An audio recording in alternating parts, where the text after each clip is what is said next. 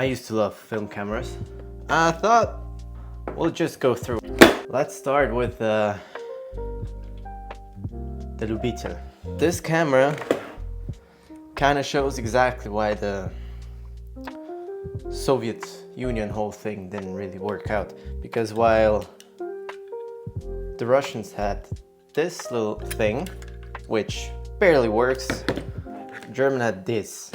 But let's wait a little bit on that one. That's Polaroid. Polaroids are way too expensive for what they offer. Maybe there was a time when there was affordable, but this time has long passed. This is how they get you. The camera Polaroids themselves, they're cheap because they make the money of the film, whatever. So back to this. This was my first film camera. Usually people start out with something like this because they're smart. Well, I was a spoiled little brat and I had the money to get one of these. And let me just tell you, Leicas, they look beautiful, but they are overrated. Now, why do I say that? The M3 cost 1,000 Swiss francs.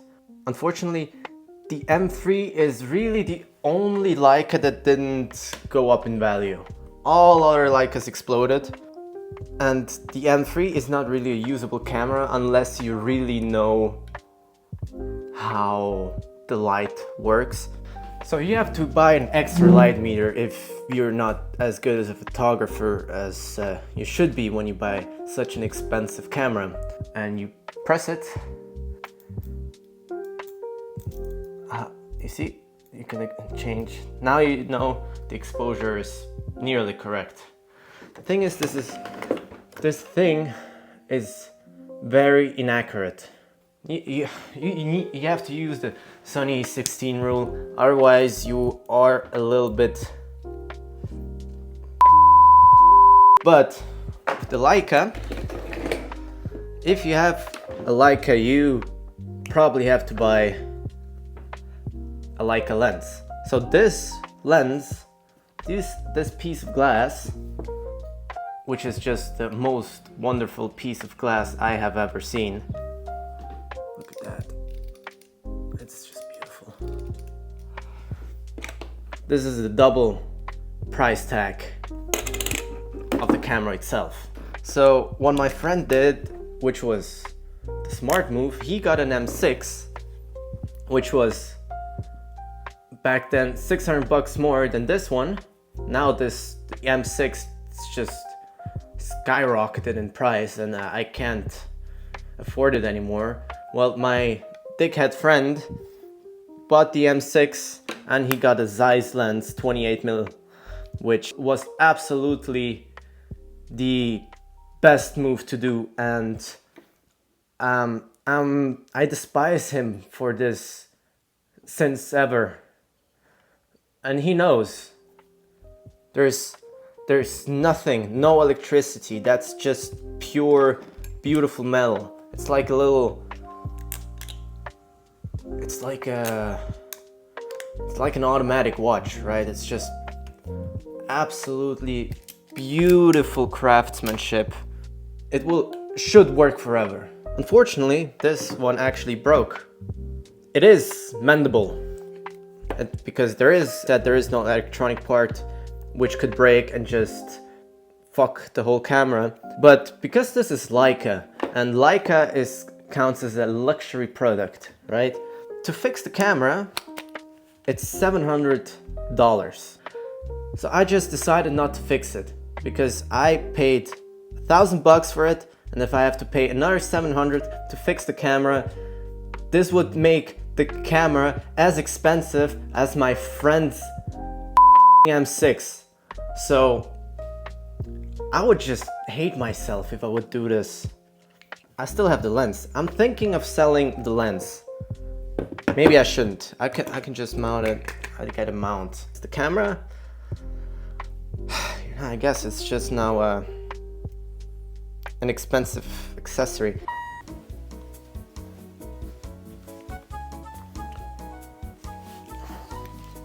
So I don't have sponsors, but if you want to sell something, you see, you can place something here or here. I don't care what it is. Smith & Wesson, Lockheed Martin, Nike, just put it here. I need money. This is the Nikon F3, and I don't remember the name, but the camera was, the guy who designed the camera also designed the Ferrari. This is arguably a very, very beautiful camera, and it's very functional. It's very easy to use, and it is precise, and the lenses are beautiful. I did talk to the guy who sells Nikon cameras, so why he chose to sell Nikon, even though Leica is the prominent name, is that he was in both factories, and just scientifically the lenses from the Japs are more precise. They're just better. So this is why I would always buy one like this. The lenses of the Nikon are far, far cheaper. There's a usable flash, which is frankly not that reliable, but it is working well. It's just a good looking camera, isn't it? It just is. It's wonderful. I really love this thing. These are the kind of cameras people, this is what most people use. A point and shoot. And it's this really, I think that a point and shoot is the most fun. And that's a wonderful camera. It was. Because that's, well, partly the reason why point and shoots are cheap is because they were cheap in the first place, and second, they will break.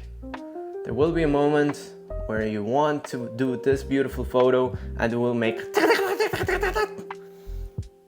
and this is why they're cheap. So what you never should do, unless you have money to burn, is buy something like this. This was my favorite camera I have ever used.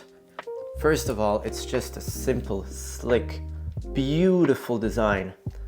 The lens, well, it's a Leica lens, so the photos are sharp. There's a flash, you can use this everywhere. The thing is, when I bought the camera, I paid $250 because I was cool and I started buying these cameras before everybody started buying them, and the price just surged to stupid. If there is one electronic part that breaks, you can't fix it. It's what you expect out of these cameras, that someday they will just, like your dog, you will have a good time with it and suddenly it will die, and you always knew that you will outlive this thing that you very, very much love. Yeah, so don't buy Leicas, buy an F3. Don't be an idiot. Never spend more than $200 on a point and shoot, because they will break, and they will break your heart. So be sensible. If you have money and you really care about film photography, get a Nikon F3. It's beautiful, it's usable, and it also has a light meter, so you don't have to, you know. be a genius in lighting and photography. Bye! I think it was over. I think it was.